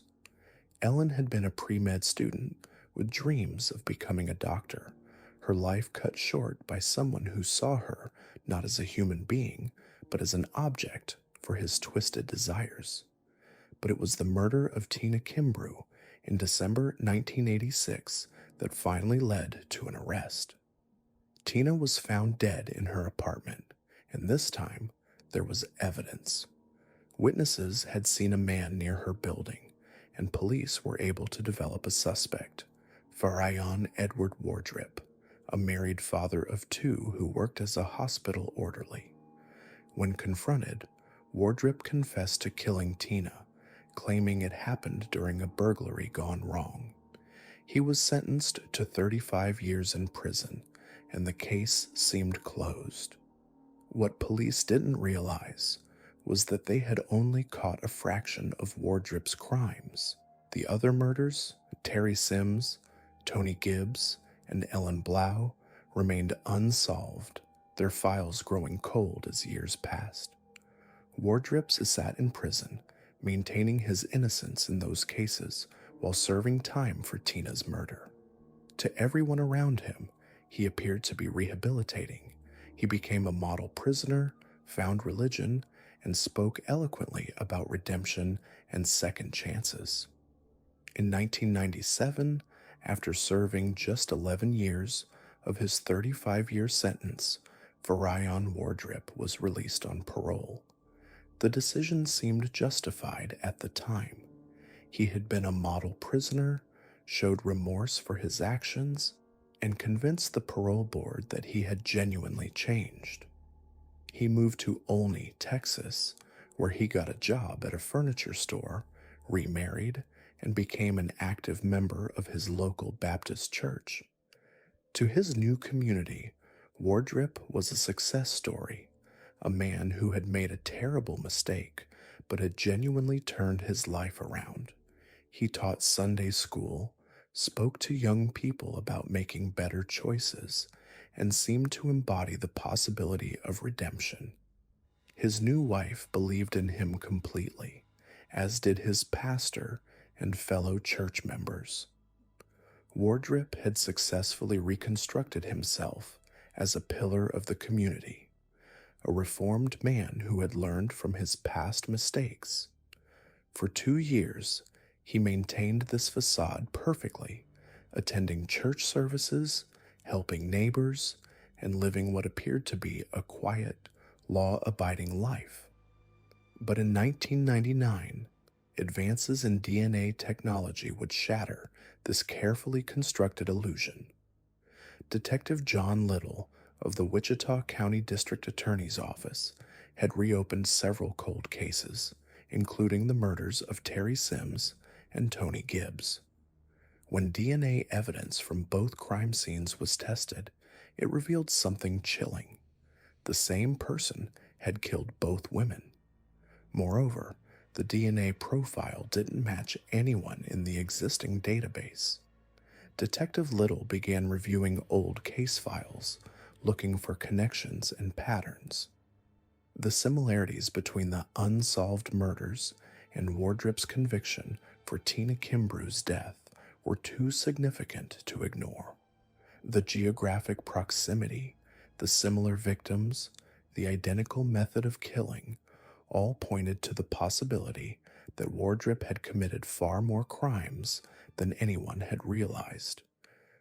The challenge was obtaining a DNA sample from Wardrip without alerting him to the investigation. Little devised a simple but effective plan. He visited Wardrip at his workplace, engaging him in casual conversation while Wardrip drank from a styrofoam cup. After the meeting, Little collected the discarded cup, which contained Wardrip's saliva. The DNA extracted from that cup would prove to be the key to unlocking years of hidden horror. When the lab results came back, they confirmed Detective Little's suspicions. The DNA from Wardrip's cup matched the evidence from both the Terry Sims and Tony Gibbs crime scenes. On February 14th, 1999, Valentine's Day, Farion Wardrip was arrested at his home, shocking his wife, his church community, and everyone who thought they knew the reformed man he claimed to be. During interrogation, faced with overwhelming DNA evidence, Wardrip's carefully maintained facade crumbled. He confessed not only to the murders of Terry Sims and Tony Gibbs, but also to killing Ellen Blau. But his confessions revealed an even more disturbing truth. There was another victim, one that police hadn't even connected to him. Wardrip admitted to killing Deborah Taylor in Fort Worth in 1985, a murder for which he had never been a suspect. Like his other victims, Deborah had been sexually assaulted and stabbed to death. The revelation that there were likely other victims, other families, who had never received justice added another layer of horror to an already devastating case. The details of Wardrip's confessions were chilling in their matter-of-fact delivery. He described the murders with an eerie calm, showing little emotion as he recounted how he had targeted these women, how he had gained access to their homes or approached them in their workplaces, and how he had brutally ended their lives. There was no dramatic breakdown, no theatrical display of remorse, just a cold recitation of facts that revealed the true depth of his depravity. The most disturbing aspect of Wardrip's case was his ability to compartmentalize his crimes. While serving time for Tina Kimbrough's murder, he had successfully hidden his responsibility for at least 3 other killings. After his release, he had managed to build a new life, form genuine relationships, and earn the trust and respect of an entire community, all while carrying the secret of multiple murders. His wife was devastated, struggling to reconcile the man she had married and loved with the monster who had committed these horrific crimes. Church members who had listened to his testimonies about redemption and second chances felt betrayed and manipulated. The community that had embraced him as a success story had to confront the reality that they had been deceived by a master manipulator. In November 1999, Farion Wardrip was sentenced to death for the murder of Terry Sims. He received additional life sentences for the murders of Tony Gibbs, Ellen Blau, and Deborah Taylor. The death sentence was later commuted to life without parole, ensuring that he would never again have the opportunity to deceive another parole board or harm another innocent person. Wardrip's case highlights several disturbing realities about serial murder and the criminal justice system. First, it demonstrates how killers can successfully hide the full extent of their crimes, even from law enforcement. For over a decade, Wardrip was known as the killer of one woman when he had actually murdered at least 5. Second, it reveals the limitations of the parole system in accurately assessing the true danger posed by certain offenders. Wardrip's ability to present himself as reformed and rehabilitated masked the fact that he remained a dangerous predator. The case also underscores the revolutionary impact of DNA technology on cold case investigations.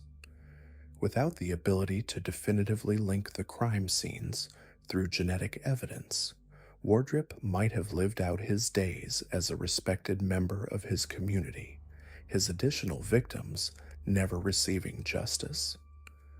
The families of Terry Sims, Tony Gibbs, Ellen Blau, and Deborah Taylor had waited years for answers, and it was only through advances in forensic science that they finally learned the truth about what had happened to their loved ones. Perhaps most chilling is Wardrip's demonstration of how serial killers can successfully integrate into society while harboring the darkest secrets. His ability to teach Sunday school, counsel young people, and present himself as a moral authority while knowing he had brutally murdered multiple women reveals a level of psychological compartmentalization that defies comprehension. The people who knew him during his time in Olney weren't fooled by a sophisticated act. They were genuinely connecting with aspects of his personality that coexisted with his capacity for extreme violence. Today, Farion Wardrip remains in prison, serving multiple life sentences.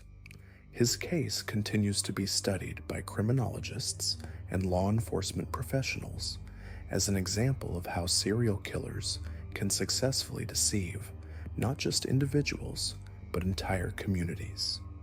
The women he killed, Terry Sims, Tony Gibbs, Ellen Blau, Deborah Taylor, and Tina Kimbrough, are remembered not just as victims, but as individuals whose lives had meaning and value far beyond the circumstances of their deaths. The story of Farion Wardrip serves as a sobering reminder that evil can wear many faces, including those we trust most. His crimes were not the product of obvious mental illness or social dysfunction, but of a calculated ability to present different versions of himself to different audiences. In prison, he was the reformed convict. In his community, he was the pillar of moral strength. But underneath it all, he remained a predator, capable of unspeakable violence against innocent women. His relative obscurity outside of Texas is perhaps due to the delayed nature of his full exposure. By the time the complete scope of his crimes was revealed, public attention had moved on to other cases, other monsters. As we near the end of our journey into the darkest corners of human depravity, it becomes clear that the 5 killers we've examined represent something far more disturbing than isolated cases of individual madness.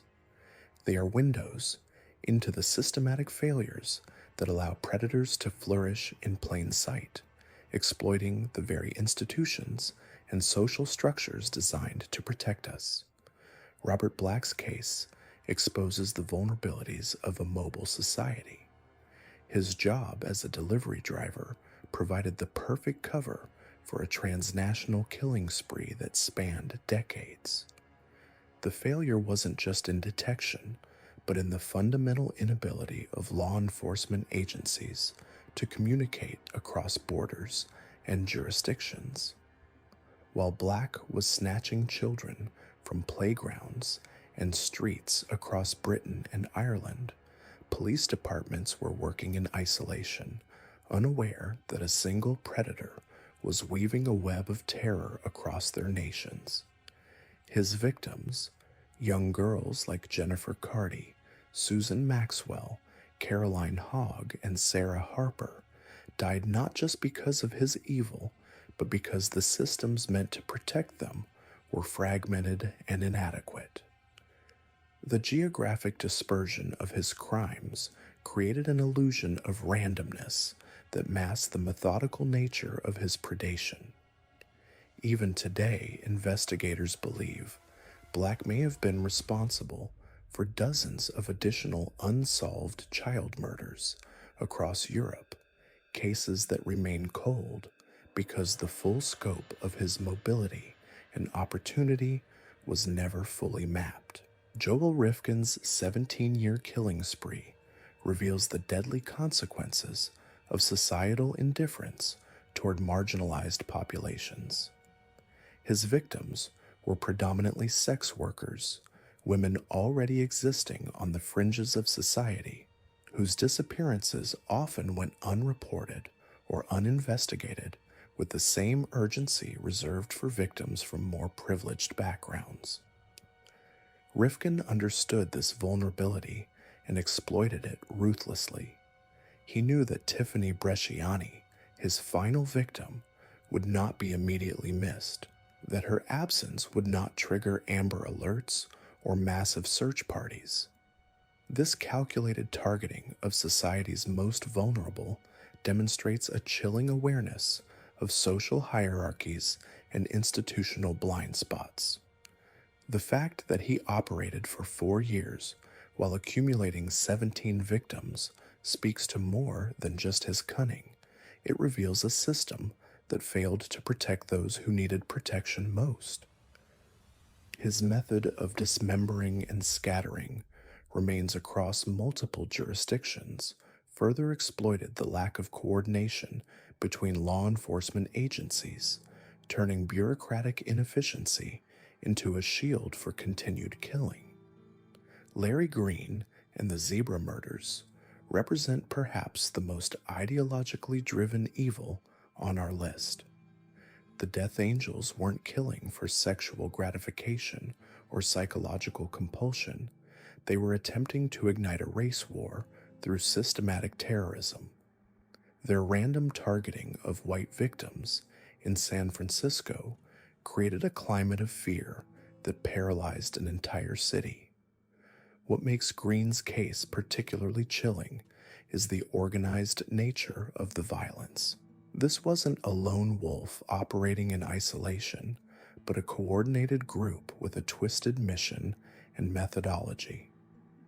The fact that they may have been responsible for over 70 deaths across several years demonstrates the terrifying potential of ideologically motivated serial killing.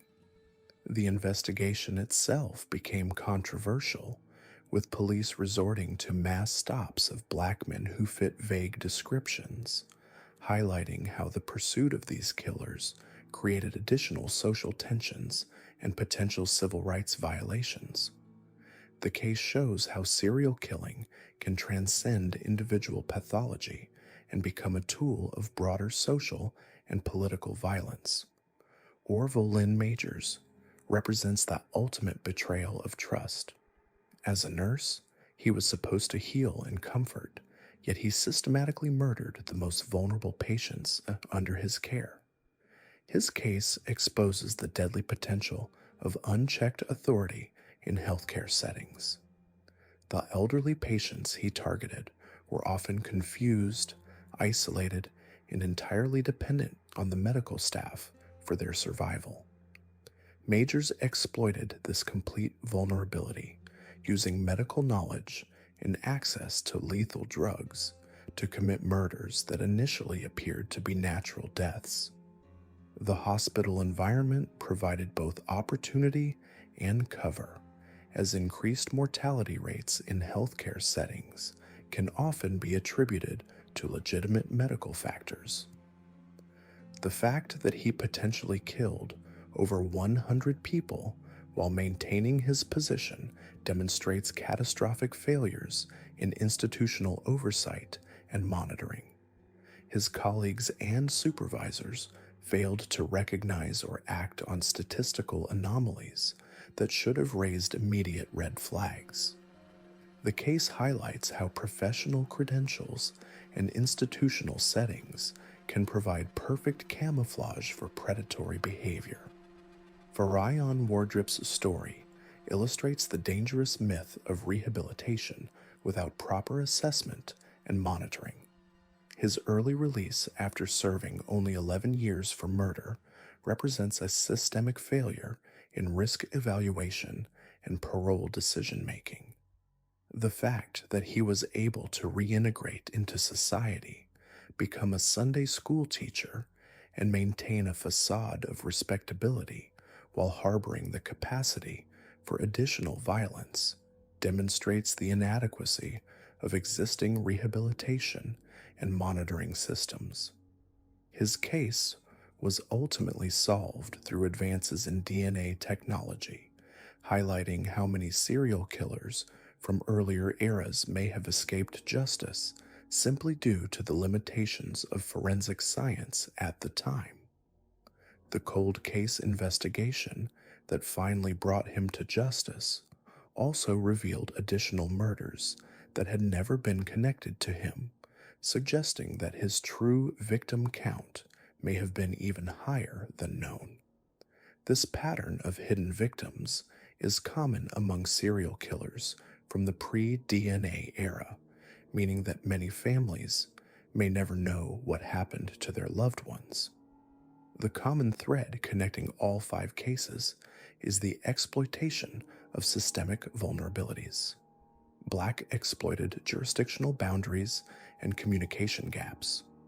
Rifkin exploited social indifference toward marginalized populations. Green exploited racial tensions and the randomness that makes terrorism effective.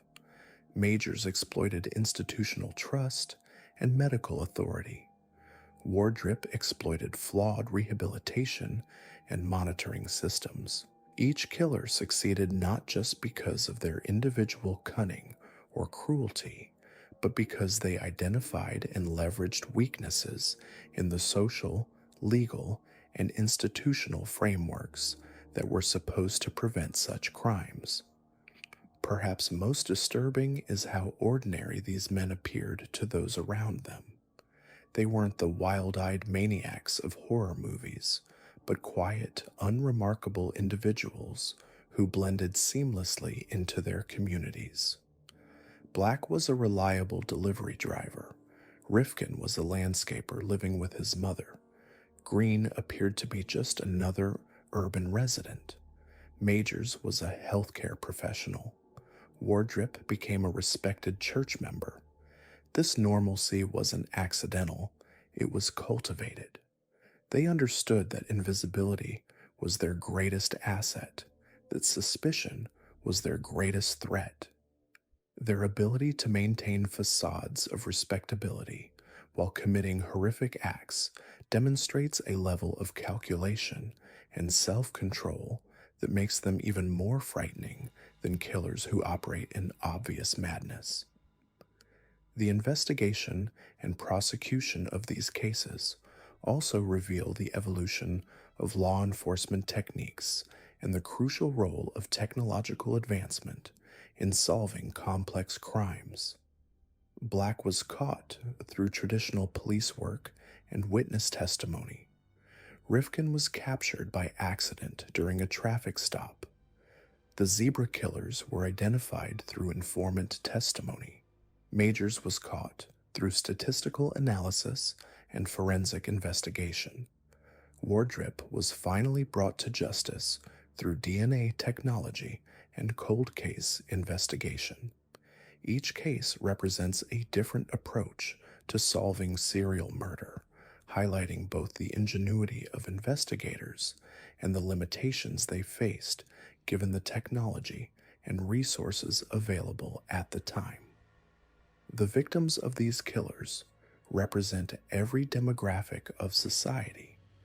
Children playing in their neighborhoods, women working to survive, random individuals going about their daily lives, elderly patients seeking medical care, and young women whose lives were cut short by calculated violence. Their deaths remind us that serial killing is not an abstract phenomenon, but a very real threat that can touch any community, any family, any life. The fact that these particular killers are not household names doesn't diminish the reality of the suffering they caused or the terror they brought to their communities.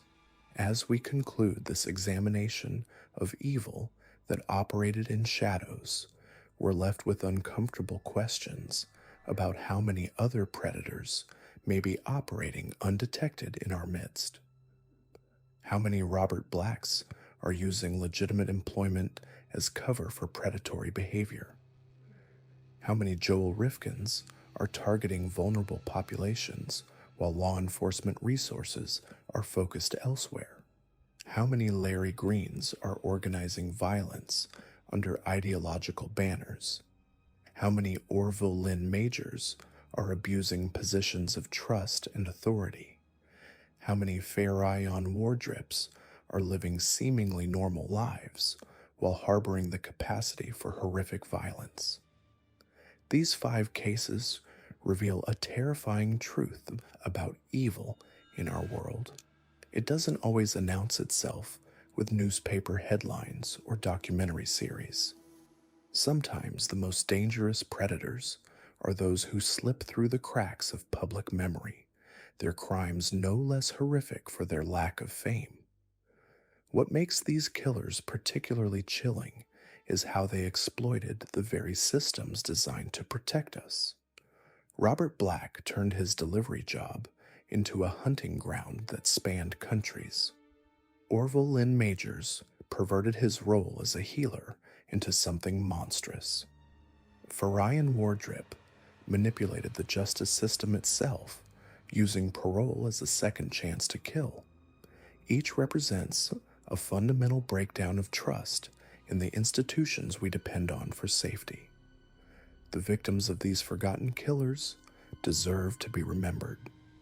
Jennifer Cardy, Susan Maxwell, Caroline Hogg, and Sarah Harper were just children when Robert Black stole their futures. The 17 women Joel Rifkin murdered were daughters, sisters, mothers, human beings whose lives mattered despite society's tendency to overlook them. The elderly patients Orville Lynn Majors killed trusted him with their most vulnerable moments. The random victims of the zebra murders were simply going about their daily lives when hatred found them. These cases also highlight how much investigative work happens behind the scenes, away from media attention. Dedicated detectives spent years connecting dots across jurisdictions, analyzing travel logs, exhuming bodies, and following DNA evidence. The breakthrough in Farion Wardrip's case came from a detective's clever thinking with a coffee cup. Robert Black's capture required international cooperation and meticulous record keeping. These investigations represent thousands of hours of painstaking work by people committed to justice, even when the world wasn't watching.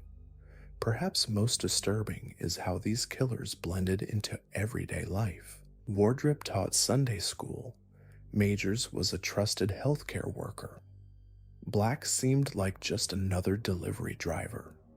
This ordinariness is what made them so dangerous, and what makes their stories so important to tell.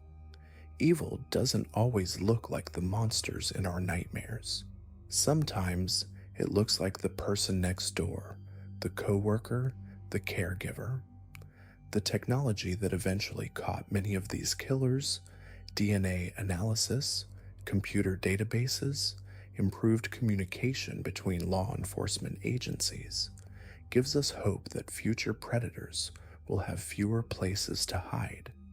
But it also reminds us that for every case we solve, there may be others still waiting in the cold case files, victims still seeking justice, families still seeking answers. These 5 killers may not be household names, but their crimes shaped the lives of hundreds of people, victims, families, investigators, communities. Their stories matter not because they were famous, but because they were real. They walked among us, harmed us, and were eventually stopped by the persistent work of those who refused to let evil go unpunished. In remembering these cases, we honor not just the victims, but the principle that every life has value, every crime deserves investigation, and every story of evil overcome by justice deserves to be told. The most dangerous predators are often those we never hear about until brave investigators, persistent families, and advancing technology bring them into the light. The darkness these killers represented may never fully disappear from our world, but neither will the light of those who work tirelessly to stop them. In courtrooms and crime labs, in police stations and prosecutors' offices, The fight against evil continues, even when the cameras aren't rolling and the headlines aren't written. These forgotten monsters remind us that true heroism often happens in the shadows, and that justice doesn't need fame to be real.